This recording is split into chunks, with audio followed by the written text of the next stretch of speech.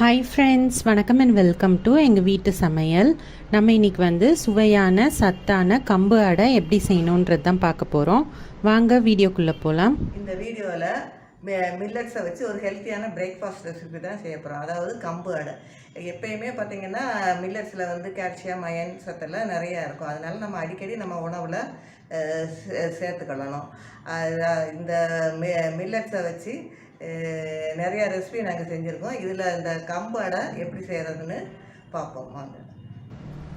இதுக்கு வந்து கம்பு மாவு வந்து 1 கப் எடுத்துக்கணும். பொடியாக நறுக்கின வெங்காயம் 2, கொஞ்சோண்டு பச்சை மிளகா, கருவேப்பிலை, கொத்தமல்லி, ஒரு பீஸ் வந்து இஞ்சி துண்டு, அதுக்கப்புறம் வேர்க்கடலை வந்து ஒரு 1/4 கப் போல் எடுத்துக்கலாம்.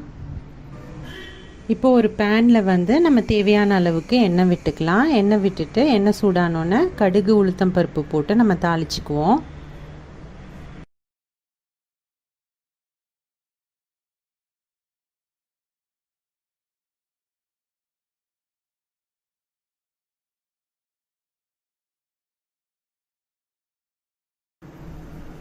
அடுத்து வந்து இஞ்சி சேர்த்துக்குவோம், பச்சை மிளகாய் சேர்த்துக்கலாம், கருவேப்பிலையும் சேர்த்து நல்லா நம்ம வதக்கிக்கலாம்.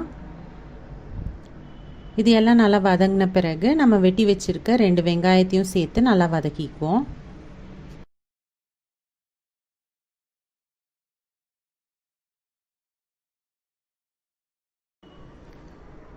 வெங்காயம் வதங்க தேவையான அளவு உப்பு சேர்த்துக்கலாம். இப்போது நம்ம வச்சுருக்க வறுத்த வேர்க்கடலையை அதில் சேர்த்து நல்லா நம்ம வந்து வதக்கிக்கலாம். அடுத்து வந்து நம்ம வச்சுருக்க கொத்தமல்லியையும் சேர்த்து அதோடு நல்லா மிக்ஸ் பண்ணிக்குவோம். இப்போ வந்து நம்ம 1 கப் போல் கம்பு மாவு யூஸ் பண்ணுறோம். அதுக்கு 1/4 கப் போல் தண்ணி வந்து அதில் சேர்த்துக்கணும். 1/4 கப் தண்ணி அதில் சேர்த்துட்டு இதை வந்து நல்லா கொதிக்க விடலாம்.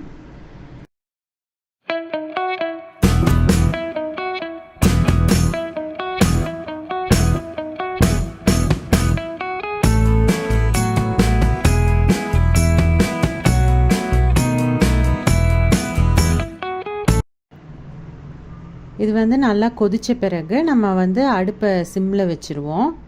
கொதி வந்த பிறகு சிம்மில் வச்சுட்டு நம்ம வச்சுருக்க மாவை வந்து அதில் கொட்டி நம்ம கைவிடாமல் கிளறிட்டே இருக்கணும். நம்ம ஹைலியே வச்சு கிளறினோன்னா சீக்கிரம் அடி பிடிச்சிரும். ஸோ இந்த மாதிரி கட்டி தட்டாமல் நீங்கள் நல்லா மிக்ஸ் பண்ணிகிட்டே வாங்க. கொஞ்ச நேரத்தில் பார்த்தீங்கன்னா அந்த தண்ணியெல்லாம் மாவு உறிஞ்சி நல்லா ஒட்டாத பதமாக நல்லா உருண்டு வரும்.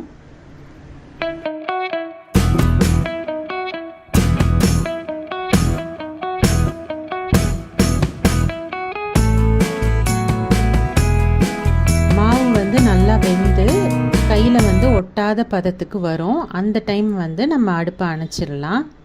அடுப்பை அணைச்சிட்டு அந்த மாவை எடுத்து நம்ம வந்து அதை நல்லா ஆற விட்டுருவோம். இப்போ வந்து ஒரு வாழை இலையில் கொஞ்சமாக எண்ணெய் விட்டு அதை நல்லா தடவிக்கலாம். அடுத்து நம்ம வச்சுருக்க கம்பு மாவு வந்து நல்லா ஆறி இருக்கும். இப்போ அதை வந்து உருண்டையாக உருட்டி அது மேலே வச்சுக்குவோம். வாழை இலை மேலே வச்சுட்டு ரொம்ப மெலிசாவும் இல்லாமல் ரொம்ப கனமாகவும் இல்லாமல் நம்ம அடையை வந்து தட்டிக்குவோம்.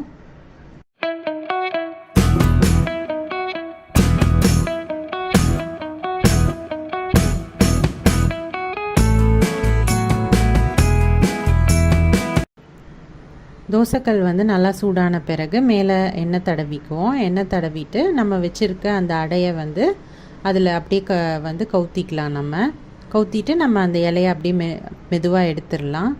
எடுத்துட்டு நம்ம வந்து இப்போ அடையை வேக வைப்போம். மிதமான தீயில் வந்து வெந்தது அப்படின்னா தான் அடை நல்லா வேகும். ஸோ ஒரு சைடு வந்து நல்லா வெந்த பிறகு எண்ணெய் ஊற்றிட்டு நல்லா வெந்த பிறகு நம்ம இன்னொரு சைடு வந்து திருப்பி போடலாம். நம்ம இன்னொரு சைடும் திருப்பி போட்டுட்டு நம்ம வந்து அடுத்த சைடும் நம்ம வந்து எண்ணெய் விடுவோம். 2 சைடும் நல்லா எண்ணெய் விட்டு அதை நல்லா வேக விடணும். நல்லா வெந்த பிறகு நம்ம எடுத்துக்கலாம்.